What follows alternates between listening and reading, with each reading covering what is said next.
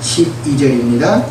우리가 세상의 영을 받지 아니하고 오직 하나님으로부터 온 영을 받았으니 이는 우리로 하여금 하나님께서 우리에게 은혜로 주신 것들을 알게 하려 하십니다. 아멘. 우리에게 성령을 주신 분은 누구시다? 하나님 아버지시다. 하나님과 예수님과 성령님은 동격이세요. 하나님은 예수님을 영접하는 자에게 성령님을 선물로 허락해 주셨습니다. 하나님께서 성령님을 우리에게 보내신 것은 우리에게 은혜로 주신 복음을 깨닫고 믿게 하려고 해주신 거예요. 세상의 영으로는 은혜의 복음을 알 수도 없고 믿을 수도 없어요. 은혜로 주었다는 것은 값 없이 예수 그리스도의 십자가의 은혜로 말미암아 우리 모두가 구원을 선물로 받았다는 거예요. 아멘. 성령님께서 성도님들의 귀를 열어주셨어요. 그리고 은혜의 복음을 깨닫도록 해주신다는 거예요. 아멘. 이 악한 시대에 이 더위의 이곳에 모여서 하나님의 말씀을 받으려고 귀를 조금 열고 하나님 말씀하시옵소서 제가 듣겠습니다. 이렇게 말씀하시는 것은 성령님이 우리 성도님들을 얼마나 사랑하시는지, 우리 예수님이 우리 성도님들을 얼마나 사랑하시는지 입증하는 귀한 증거예요. 우리가 은혜의 복음을 알아야 나 자신의 의가 사라지고 겸손하게 될 수가 있어요. 내가 예수님을 믿은 것이 아니라 그 이전에 하나님이 우리를 택해서 믿게 해 주셨다는 거예요. 이렇게 겸손함으로 나아가야 되는 거예요. 고린도전서 12장 3절은 성령으로 아니하고는 누구든지 예수를 주시라 할 수 없느니라 말씀하세요. 성령께서는 먼저 예수님이 그리스도라는 것을 깨닫게 도와주시는 분입니다. 그리고 우리에게 말씀을 깨닫게 하시고 또 생각나게 하시고 믿음의 길로 가게 인도해 주시는 분이다. 우리가 예배의 자리에 나온 것과 말씀을 사랑하고 깨닫는 모든 것들이 또 앞으로 우리가 전도의 문을 활짝 열 것인데 이 모든 것들이 전적으로 성령님의 역사인 줄 믿으시기를 소원합니다. 기도하다 보면 말씀이 생각날 때가 있어요. 성령님께서 나에게 역사하시는구나. 그리고 문득 그냥 하루하루 살았지만 어느 순간 감사가 넘칠 때가 있어요. 하나님이 나를 여기에 인도하셨구나. 하나님이 이 나이 이때까지 나를 지켜주셨구나. 하나님이 저 일을 만나게 하셨구나. 이 감사가 넘칠 때가 있어요. 이때 성령님이 우리에게 감동감화하시는 거예요. 성령의 힘으로 예수님을 나의 구주라고 고백했더니 내가 내 인생을 살아온 것이 아니라 하나님께서 나를 지금까지 인도해 오셨다. 얼마나 감사한 거예요. 이제 13절과 14절 말씀을 합독하겠습니다. 우리가 이것을 말하거니와 사람의 지혜가 가르친 말로 아니하고 오직 성령께서 가르치신 것으로 하니 영적인 일은 영적인 것으로 분별하느니라.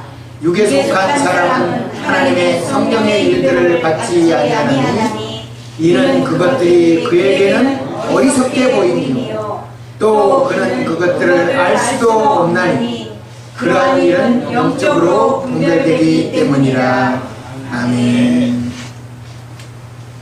지금 바울이 말하고 있는 이 내용은 성령의 능력으로만 예수님을 알 수 있고 전할 수 있다라는 걸 깨달았다 이렇게 말하고 있어요. 그래서 사람의 재주와 재주로 하나님의 말씀을 전하지 않았어요. 성령님 도와주세요. 저 옆에 이웃이 예수 믿을 수 있도록 성령님이 도와주세요. 내가 전도하러 가는데 성령님 나 말주변 좋게 해주세요. 내 행색을 내 외모를 보고 좀 있어 보이니까 예수 믿게 해주세요. 이게 아니고 성령님이 온전히 역사해 주세요. 내 모습은 감추어 주세요. 우리 육신이 잘나면 얼마나 잘나겠어요. 내가 이 세상에 뛰어나면 얼마나 뛰어나겠어요. 내가 말주변이 좋으면 얼마나 말주변이 좋겠어요. 단지 주님께 구하는 거예요. 주님이 하실 차례예요. 그 이전에 우리가 뭘 해야 돼요? 육신으로 열심히 사랑하고 육신으로 열심히 섬기고 한결같이 이웃들에게 예수님은 이런 분이다라고 온몸으로 삶으로 예배의 모습, 사랑하는 모습을 살아내야 되지 않을까요?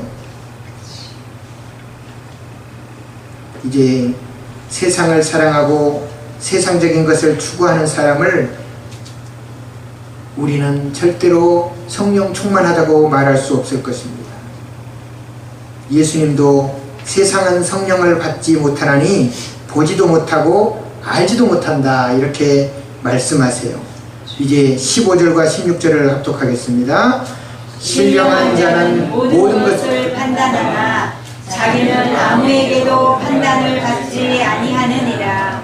누가 주의 마음을 알아서 주를 가르치겠느냐. 그러나 우리가 그리스도의 마음을 가졌느니라.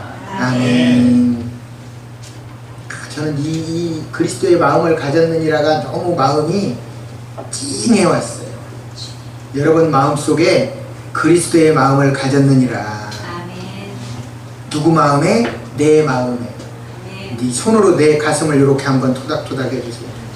내 마음에 그리스도의 마음을 가졌느니라.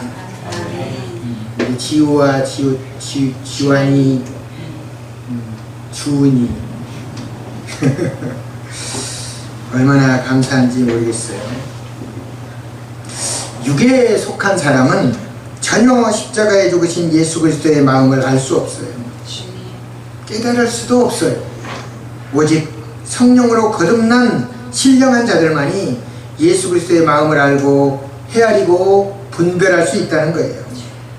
우리가 예수 그리스도의 십자가에 죽으신 그 그리스도의 심장을 품었을 때 우리 성도들이 나뉘지 않고 하나 될 수 있어요. 그때 이 사랑 폭발, 성령 폭발이 이 교회에서 일어날 수 있다라는 거예요. 예수님은 죽기까지 교회를 세우시고 성도들이 하나 되기를 소원하셨는데 나는 그냥 예수님을 믿기만 하고 예수님이 걸어가신 그 발자취를 따라서 닮아만 가면 되는데 얼마나 감사하고 믿음 생활이 얼마나 편안한 거예요. 오늘 말씀을 받은 우리가 우리 자신을 좀 돌아볼 필요가 있습니다. 정말 나 자신은 거듭난 자로 살아가고 있는지 이걸 자꾸 돌아보면서 나의 가족들과 이웃들을 존중하고 예수 그리스도의 마음으로 사랑하면서 복음을 전할 수 있기를 바랍니다. 오늘 말씀을 받으면서 2절 말씀에 예수님이 십자가에 못 박힌 사건을 아는 것이 가장 중요한 것이다. 구원자 예수님을 믿는 우리 믿음이 사람의 지혜에 있지 아니하고 하나님의 능력에 있다. 이것을 우리가 깨달았어요. 그래서 우리는 인간적인 지혜를 포기해야 하는 거예요. 나 자신이 지혜가 있어. 나 자신이 능력이 있어. 내가 교회에 발걸음을 했어. 내가 예수를 믿었어가 아니라 우리 예수님이 십자가에 죽기까지 나를 사랑하여 주셨습니다. 나는 이 시간에 나의 유익을 포기하겠습니다.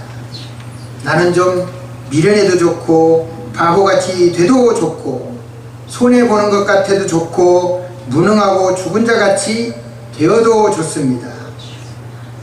누가 십자가에 달려 나를 위해 목숨까지 버려주신 예수 그리스도가 내 안에 살면 참 좋겠습니다. 이 마음을 가졌을 때 우리 자신은 부족하지만 그 연약하지만 그래서 우리는 날마다 두렵고 떨림으로 성령님을 의지할 수밖에 없지만 그 하나님의 능력이 우리 성도님 한 사람 한 사람 안에 잘 자리 잡아서 이제 하나님의 거룩하심과 능력이 성도들을 통해서 역사하시고 복음 열매 맺는 귀한 교회 되기를 예수 그리스도 이름으로 축원합니다. 이제 합심하며 함께 기도했으면 좋겠습니다. 하나님 앞에 정말 바로 오늘 말씀 받은 대로 바로 세워지기를 원합니다. 인간적인 지혜를 제가 포기하겠습니다. 성령 충만함을 내가 받겠습니다. 주여 내게도 성령 충만함을 허락하여 주시옵소서. 강단마다 바른 말씀이 선포되게 하시고 다음 세대가 예수 믿는 놀라운 역사가 본 땅에 대한민국에 있게 하여 주옵소서. 6월 16일 지역주민 초청잔치 작은 음악회를 통해서 열매 맺게 하시고 강사로 세움받은 안재호 소장 복화술 강의를 통해서 심령이 변화되게 하여 주옵소서. 주님을 3번 부르시면서 기도로 나아가시겠습니다. 주여! 주여!